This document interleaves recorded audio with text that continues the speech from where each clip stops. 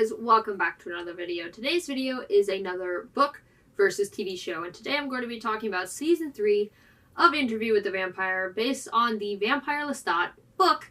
Season 3 was renamed to the Vampire Lestat, so today I'm going to be comparing and contrasting the show to the book.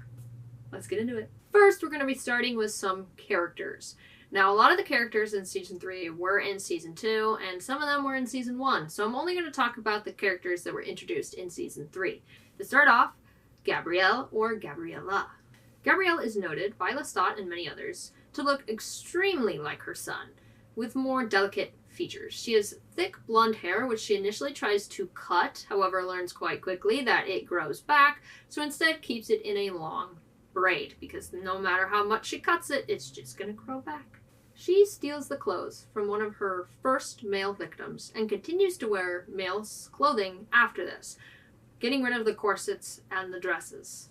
During her human life, Gabrielle is described as cold and solitary, not really showing much emotion toward her son unless he was in trouble. Once she was transformed into a vampire, Gabrielle lost interest in being in society and wanted to live out in nature solitarily. Gabrielle and Lestat traveled together for quite some time, but eventually parted ways. Gabrielle really only came back into Lestat's life when he was at rock bottom. Lestat and Gabrielle's relationship was always platonic and familial. You know, she was his mother, he was her son. But vampire relationships can be intimate, and there were some times where they reacted to one another that could be taken the wrong way, but they never crossed any lines. In the show, she has bright white hair and glowing blue eyes. She has short hair every time you see her, so it's under the assumption that if it does grow back, like it does in the books, she's continually cutting it. She does not wear male clothing. She does wear, like, female suits, you know, blazers, but I wouldn't consider that men's clothes. She did travel with Lestat for quite some time before abandoning him, disappearing into the night before he awoke one evening on a beach. She reappears in his life when things are really bad or she wants something from him, and instead of, you know, having it be a relationship that could be taken the wrong way, they threw that straight out the window and made it a full-blown relationship. He was abused, and he had a terrible mother who took advantage of him, and, you know, they don't say that it happened before he was an adult or that they did anything until after they were vampires, but I have a feeling that she was probably handsy with him much younger and he just didn't want to talk about it. The next character is Magnus, Lestat's maker. Magnus is hunched over with a white face, so white it looks like a mask. He has black eyes and his fangs are, that's it. He has no other teeth, just fangs. Magnus was denied being turned into a vampire, so he decides to take things into his own hands, and he digs up a slumbering vampire, chains him up, and forces the vampire to give him the dark gift. After being a vampire for hundreds of years, he starts to go insane, and he decides that he needs an heir. He has a big wealth, and he wants to give it to someone. So he kidnaps Lestat. Lestat wakes up to find that the room is filled with boys that look exactly like him. Magnus turns Lestat against his will, explains how being a vampire works, then lights a funeral pyre and jumps into it, asking Lestat to spread his ashes so that he doesn't come back as some monstrous thing, and he leaves all the money he had accumulated to Lestat. So Lestat is kidnapped, turned into a vampire in a room filled with boys that look identical to him. The boys are dead, by the way, and then watches his maker fling himself into a fire. In the show, he does have black hair, black eyes, and a very white face. However, he has all his teeth. They're just really dirty and gross looking. Now, we don't get much of Magnus's backstory in Season 3, but he does turn Lestat against his will in a room filled with boys that look very much like him. And then Magnus throws himself into a fire and abandons Lestat, not really explaining much other than, you're a vampire now, see ya. So it was pretty close to what happened in the book. Next up is Marius. Marius has white blonde hair that reaches his shoulders with a slight curl to it. He is quite tall, as in 6'4". He has cobalt blue eyes, which are lashed with gold.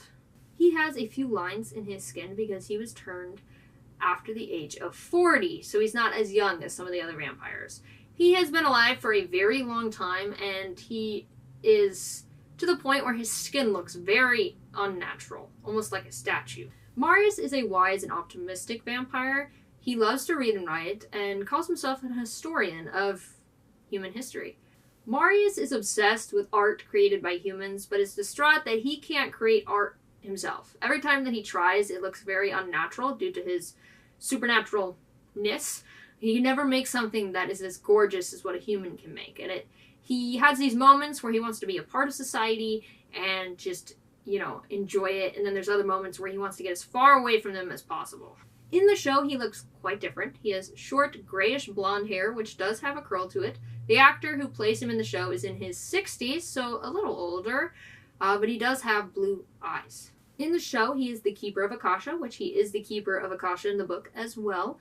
We don't get to see much of him. He basically gives the job to Lestat and abandons him there before returning to see Lestat had an issue. And he appears in the last episode of the show kind of judging Lestat, but we don't get to see much of his backstory, like how much does he love the arts, how much does he contribute, what does he do. We do get little snippets here and there of how he mistreated Armand and this and that, but we don't get a full backstory. However, he does, I would say, look quite different than what he does in the book. Lastly, there's Baby Jinx. Baby Jinx in the book is 14 years old. She has blue eyes, blonde hair that she likes to keep in two little braids. She weighs 85 pounds max and is mean but deceptively cute. She is turned by the leader of the Fang Gang, Killer, who in turn kills her religious mother and abusive father. In the show, they aged her up quite a bit. She's played by an actress who is 25 years old. She is a giant fan of Lestat's music. She jumps on stage and is bitten by him. Now, she has been doing a ton of drugs, so they affect him quite heavily, where he actually hallucinates her soul or her spirit above him, taunting him. She does go unconscious from the blood drinking and the drugs, but is revived, and she's a part of the documentary that Daniel is making, claiming that Lestat's music, changes lives. And eventually, she has a threesome with Lestat in an elevator, before getting out and claiming that she had a really good time with them and she can't wait to get married, which obviously is you're gonna get married and you just did that? Lestat leaves the elevator to be attacked by the Fang Gang. She lured them in so they would be ambushed. She is shown later on in the show having been turned into a vampire by the leader of the Fang Gang, Killer, who happens to be Bruce. Louis kills most of the group and then kills Bruce. However, he does let Baby Jinx live by knocking her out of the room as he kills Bruce. So she is still alive by the end of season 3. However, in the book, she does not have a very happy ending. She's not a giant part, but she is in the book. So I guess we'll see what they do with her. Now, to certain moments that were both in the show and in the book. First off, how the band meets Lestat. In the book, the group is practicing in the Garden District in 1984. Lestat is awoken by their playing. He regains his strength and then sees what they're all about. He thinks their music is quite melodic and he really enjoys it. Now, the group mentions the interview with the vampire book, which Lestat does not know exists yet. When he realizes that it exists, he decides to join the band and become the head person of the band, the main singer, and rename the band the Vampire Lestat. The band was originally named Satan's Night Out and had 3 members. Alex, who was the drummer, Larry, his older brother, who was on the synthesizer, and the guitarist, Tough Cookie. In the show, Lestat learns about the book in a much different way and gets very upset by it. He listens to the band performing across the street and eventually gets so fed up with how they're playing that he runs across the street and kind of yells at them. It's like, you're doing it wrong. And eventually he does join their band. He changes the name to the Vampire Lestat, becomes the main singer, and they create music together. However, in the show, there are 4 members of the band rather than 3. Now to the concert. In the book, there is one concert. That is it. The group gets together in 1984 and releases some music videos in 1985 and plans to release an album. Now, they are getting threats from vampires telling him not to do this. Does Lestat care? No. Their plan is to have their first performance at the Cow Palace in San Francisco on Halloween night in 1985. They perform their first and only concert at the palace, only for Akasha to arrive and burn the shit out of some vampires, disrupting everything and throwing it into chaos. The members are last seen being shepherded into a limo. They get out alive. They go back to being called Satan's Night Out, and they are given quite a bit from Lestat. They are put into hiding, and they are safe, and they get a ton of money. In the show, instead of having one concert, they go on tour. And these concerts have a bigger impact. His music awoke Akasha, which was really, really bad. However, in the show, it not only does that, it also causes something called the Great Conversion, which is something that's been talked about quite a bit. Basically, his music is rallying vampires together, and they're creating like an army of vampires that plan to like take over. Which Lestat really doesn't want to happen, but it's kind of just happening out of his control. He kind of did this more to express himself than anything else, and things just got out of hand. The band performed quite a few concerts, and their final performance cuts off before we get to see it at the end of season 3. The band members do not get out free in the show. One of the band members is told to step in front of a subway train by Armand, and the other 3 are turned into vampires. Then there's Lestat turning his mother. Now, in the book, his mother arrives in Paris to visit him. Lestat is already a vampire at this point and tries to hide his nature from his mother when he goes to visit her. But she can sense that something is off with him, like, immediately, and realizes that he's a vampire. And she is dying when she comes to visit and begins to actually actively die in front of him. And he kind of doesn't know what to do, and he freaks out, and he decides he can't lose his mom, even though she really wasn't that great of a mom anyway, and turns her into a vampire. They travel together for quite some time until she receives a letter saying that her other children and their children are dead and that her husband had fled. She hid this from Lestat because she really didn't care. When Lestat found out about this, he was quite upset. She wanted to go off and leave society and be a nomad living in nature, and he did not want that. And, you know, he kind of cared about his family even though they kind of sucked. You know, like he just felt differently than she did. In the show, she is dying, and he goes to her, and he turns her into a vampire. He bites her neck, she drinks his blood from his wrist, and once she becomes a vampire, they do travel with one another, and instead of, you know, leaving the family alone and them dying on their own, the pair return to the house and kill the family. Very brutally. Like, damn. They travel together for a while until she just abandons him out of the blue without saying anything. Very rude. She does this quite a bit where she will appear in his life and then abandon him again. He's got major abandonment issues, justifiably. Next up is Nikki and Lestat's relationship.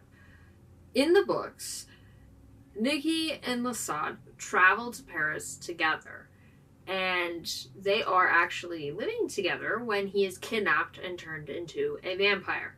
Now, at some point, Nikki is kidnapped by Armand and his group of vampires and bitten many, many times. It breaks Nikki's mind to the point there is no fixing it. Lestat comes to the rescue and brings Nikki home, and Nikki kind of realizes, you know, vampires were involved and pleads with Lestat to turn him into a vampire. Lestat denies at first, but eventually gives in to Nikki's request. When he bites Nikki, he sees the darkness within his mind. Now, Nikki was not, I would say, you know, perfect before this vampire attack, but it made things worse. After his transformation, Nikki goes catatonic. Lestat gives Nikki a violin, and he plays the darkest music Lestat has ever heard. Eventually, Nikki does speak, and he starts flinging insults Lestat's way, claiming that he never wanted them to succeed. He also says that he wants to start the Theater of Vampires with Armand's group and become a playwright and perform and feed on mortals who don't know what's happening. Lestat does just that, and he gives Nikki to Armand and his group, and they start the Theater of Vampires. Lestat leaves with Gabrielle and leaves Nikki to them. However, Nikki starts getting worse and is just causing havoc left and right and feeding on people and playing erratically. It gets to the point where Armand cuts Nicky's hands off so he can't play anymore. And eventually he writes a ton of plays, which I don't know how he does that without any hands, unless he grows them back like a salamander. And then says that they have to make a funeral pyre for him, or he's going to light the theater on fire and kill himself. They do as he asks, and he dances into the fire, ending his life. In the show, we don't see much of their relationship before Nicky is kidnapped, just a few moments here and there, but they meet in Paris rather than going to Paris together. Nicky is kidnapped by Armand and his group and fed upon to the point it breaks his mind. Lestat brings him home and tries to deny that he's a vampire and that he was even kidnapped by vampires, claiming it's a rash and, he had a fever and he was imagining things. But Nicky, even though his mind was broken, saw through it and knew that Lestat was lying. When he saw Lestat's mother, it kind of confirmed for him that something was off, unnatural was happening, and he kind of realized that, vampires were involved and that Lestat and Gabrielle were vampires. And he pleads with Lestat to turn him into a vampire, and Lestat refuses. He doesn't want to do that to Nicky. And Nicky's exact words were, "I want you to love me enough to give it to me." Gabrielle tells Lestat this is a bad idea and that he should not do this, but Lestat is a sucker for Nicky and does it anyway. Nicky becomes a vampire and instantly it doesn't go well for him. We see little snippets of him at the theater, but in season 3, he's very erratic. He's talking to himself and ranting, and he can't find something, and he gets so worked up that he cuts one of his hands off. He goes up to Lestat and is yelling and screaming and ranting, and he doesn't know what to do. He claims to Daniel that he asked Armand to put him out of his misery and throw him into the fireplace. Do we know if this is true? Well, it's Lestat's point of view, so that's what he said happened, but we don't really know. Then there's Armand and Daniel's relationship. In the book, Armand chases Daniel for 4 years. Eventually, Daniel realizes that Armand is not planning to kill him anymore. They exchange blood and become lovers. Armand has changing obsessions with modern technology and art and science and whatever catches his eye, and Daniel is kind of helping him through it. Eventually, they decide to move to Night Island. Daniel becomes addicted to Armand's blood, and the two fight a lot. Daniel runs away constantly and comes back either on his own accord or because Armand went and got him. Eventually, he winds up an alcoholic and living on the streets in Chicago. Armand finds Daniel the night before Lestat's concert in 1985, and on a plane to the concert, decides to give Daniel the dark gift because Daniel is dying. At some point during the events of Queen of the Damned, which will be touched on in season 4, Daniel and Armand break up. Armand admits that every vampire eventually grows to hate their maker, and he expected that the second he turned to Daniel that their relationship would kind of fall apart. There was never any innocence for us. There was never any springtime. There was never any chance. No matter how beautiful the twilight gardens in which we wandered, our souls were out of tune, our desires crossed, and our resentments too common and too well-watered for the final flowering. In the show, Daniel and Armand meet in the original interview in the 1970s. Armand is confused as to why Louis finds Daniel so fascinating. He tortures Daniel for days, eventually deciding that he's going to end Daniel's life, using his common phrase, rest. He bites Daniel and is prepared to end his suffering when Louis, being a burnt crisp potato chip, stops Armand and saves Daniel's life, hypnotizing him to forget basically everything that happened and dropping him off somewhere. Their relationship does not end there, because in season 3, it is revealed that Armand has been following Daniel since the original interview. He has been intervening in multiple points in Daniel's life whenever he thought he needed him. He kept this a secret even in the Dubai interview. Supposedly, Louis knew he was doing this and still didn't say anything to Daniel. After the Dubai interview, where Louis finds out about the play and breaks up with Armand, Armand attacks Daniel on a plane and turns him into a vampire. and they don't have great terms, but they're connected. And Armand reveals that he did not read Daniel's mind during the interview out of love, not for Louis, but for Daniel. The two do get together, though we don't get to see the scene where they decide to be together, but Armand wants to be his maker, wants to show him how to walk in the sun and be there for him. The two are now companions, and they use this companionship to behead Louis and Lestat and try to end this conversion plan, though it kind of collapses in on itself. Armand is doing this out of anger and frustration and just, being humiliated and wanting an apology, and Daniel just hates Lestat's guts, so perfect combo. The fact that Daniel was not creeped out by the fact that Armand had been stalking him for so long blows my mind, and I think it's hinted that he has some more memories that he can't remember, most likely because of Armand. Armand likes to erase people's memories. I don't think they're the happiest couple, though in the book they're not that happy either, so I guess we'll see what season 4, what happens. In the book, Armand and Daniel do attend Lestat's concert. Daniel is newly turned, and they watch as a bunch of vampires around them burst into flames. Luckily, Armand and Daniel escape the carnage. They end up at Mahoret's house, who is a character in Queen of the Damned, and they end up with all the other vampires who survived, including Louis and Gabrielle at some point.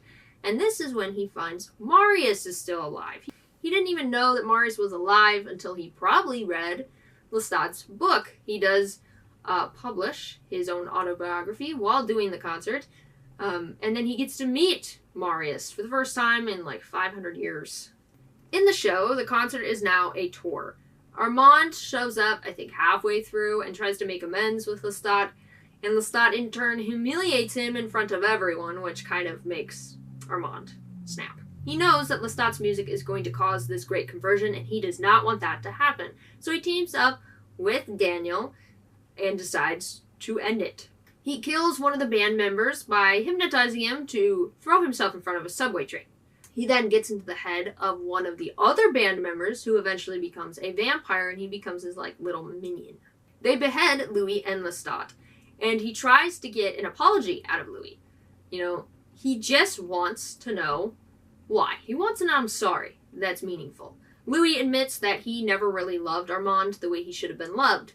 Louis has always been in love with Lestat. Lestat was his first love, his real love, his true love. And he got into a relationship with Armand in not good circumstances, and Armand deserves someone who loved him truly. He has a bigger part to play in this whole concert thing than he does in the book. In the book, he's barely there. In the show, he's causing havoc left and right. How Lestat met Akasha. In the book, Lestat is shown the sanctuary by Marius. This is where he finds the statues of the Queen and King, Akasha and Ankiel. Despite Marius's protests, Lestat goes to their chamber alone and plays the violin. He wakes up Akasha. She feeds on him, he feeds on her, and this pisses off her husband. He comes to life and tries to kill Lestat. The only reason he lives is because Marius intervenes just in time. He is then asked to leave. In the show, Lestat buries himself and is pulled out of the ground by Marius. Marius brings him to Akasha, saying that Akasha asked for him specifically. When he arrives, Ankiel is already dead. Supposedly, I think he was left out in the sun too long, but he is no longer a problem. It is just Akasha. Marius says that Lestat is the new keeper, and, he's supposed to watch over her and bring her things and, tell her of the world. Marius then just leaves Lestat in care of her.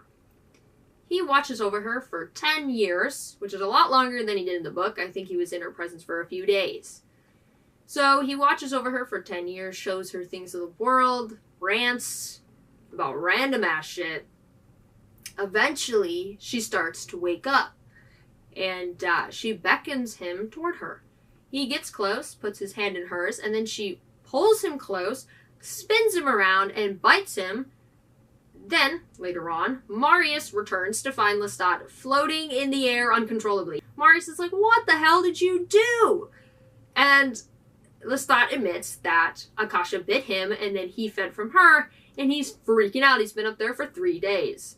Marius is able to calm her down enough where he hits the floor, and he tells Lestat to leave. Lestat stumbles out, covered in blood, freaking out, and Akasha is just ranting and won't stop yelling. He leaves, and that's the last we see of her. Now it's to Claudia's involvement. In the books, Claudia is killed in the first one, in Interview with the Vampire. However, she does reappear in Queen of the Damned as a ghost. The character Jessie goes to Lestat and Louis' old home and finds her haunting it. She then appears as an hallucination in Tale of the Body Thief, and then in the book Merrick, Louis wants to summon her ghost. When he does, she taunts him, yells at him, says the most horrible things, though he did turn a child, who then was killed in one of the worst and probably painful ways that could happen. So I don't blame her for being angry. In the show, Louis runs into Claudia's doppelganger, which we find out at the end of season 3 was Armand's doing. He runs into her and just can't stop being near her, and eventually asks her, for money, to pretend to be Claudia. Say things that she would say, and just be with him. He even pays someone to pretend to be Madeline, and it gets to a point where it's not a way to grieve. It's sad. It's heartbreaking to watch. And at one point, he's breaking, and he just asks Lestat to go in there and tell him if she actually looks like Claudia. He goes in there, she looks identical. And he tells her to stop, because you're hurting him. He goes back out to Louis and lies, saying that she doesn't look anything like her and you need to stop contacting this person, but he doesn't really mean it. Louis and Lestat try to help one another a few months after this, and on Halloween night, they decide to do a seance to talk to Claudia. They keep going back and forth on if they're going to do it, but after the bad night they've had, they decide to do it. When she comes forth, it is not a happy reunion. She yells and screams and taunts and belittles and says so many horrible things. Some of it true, some of it... damn. She claims that she liked Lestat more because he was her maker, and she only kept Louis alive because she knew that he would follow her around like a dog until she found someone else. She's also upset because she never found Madeline. She has been wandering around unhappy and restless and can't find the one person who cared about her, which is so heartbreaking. And it's just like, I hope Madeline is in heaven or whatever their afterlife is at the very minimum, because Claudia deserves to be with her, and it sucks that she's not. And she says that you have to burn my clothes, burn my diary, and stop mentioning my name. Don't even talk about me. I didn't realize until after I started researching for this video that this is a scene taken out of a later book. But damn. Guys, damn. The seance ends and Claudia goes back to the other side. You would think that this would make the pair upset, which it does, but it also brings them closer to one another. The doppelganger reappears at the end of season 3, Armand using her as leverage against Louis, threatening to kill her. Eventually, she is let go and lives. Now to Lestat and Louis' relationship. In the book, Louis comes to Lestat before the concert, telling him not to do it. People are threatening him. This is going to be dangerous. Lestat decides, nah, I'm going to do it anyway.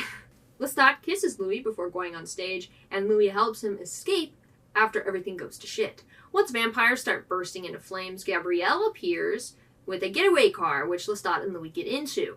The car does crash and lights on fire, however, everybody gets out alive.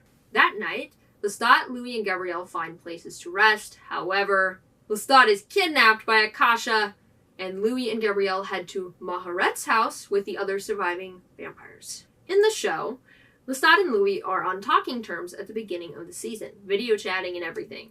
However, Lestat learns about the book and gets very upset, seeing all the lies and what he really thinks of him. They then stop talking. They meet up again at a meeting that he didn't know Louis was going to be at until he saw him sitting across the table. They bicker back and forth very sarcastically. Then they meet up again when Louis comes to him crying, saying, "Can you look at this girl and tell me if it looks like Claudia?" Lestat had just gone through an almost near-death experience, being shot at, and he does help Louis, and then at the end says, "Why didn't you call me? I almost died." And he's like, "I'm selfish, I know, blah, blah, blah." Lestat's like, maybe next time I get shot, call. Then the pair slowly grow close together once again. However, that's disrupted when Daniel releases a video of Lestat and his mother doing the deed. This disgusts Louis, and he reacts poorly, saying things he probably shouldn't have said out loud. And Lestat knows that this is bad, but this is his life. And I think Louis saying those things to him opened his eyes to realize how bad his situation was, and he had a panic attack. And it was the most real panic attack I've seen in a while. Like, I've had a few, and I was like, oh my god. He's hyperventilating, he's puking, he can't, it looks like he can't even see. He's just, falling in on himself, and Louis realizes, oh shit, I've messed up, and hugs him and apologizes, saying, I'm sorry. Later on, they go to a bar, and he apologizes for how he acted, and they, look at one another and realize both are messed up, but they try to understand. After this, they have the seance, which goes just as well as you'd imagine it would. And then the two walk around a park together. It does, make them distraught, but they grow closer after this and claim, if they ever got back together, they'd have a trailer in the desert and they'd grow flowers that bloom at night.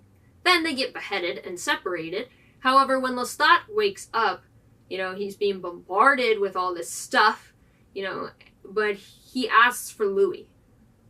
And he runs to Louis' side, and the two sit next to one another and touch each other's wounds.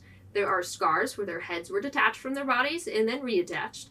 And then his mother starts talking, and he actually stands up to his mom in front of Louis. He realizes how bad his situation is, and he's not going to let her walk all over him anymore. And finally, how it ends. In the book, Lestat performs his concert, and then Akasha arrives, being awoken by his music, and lights a bunch of vampires on fire.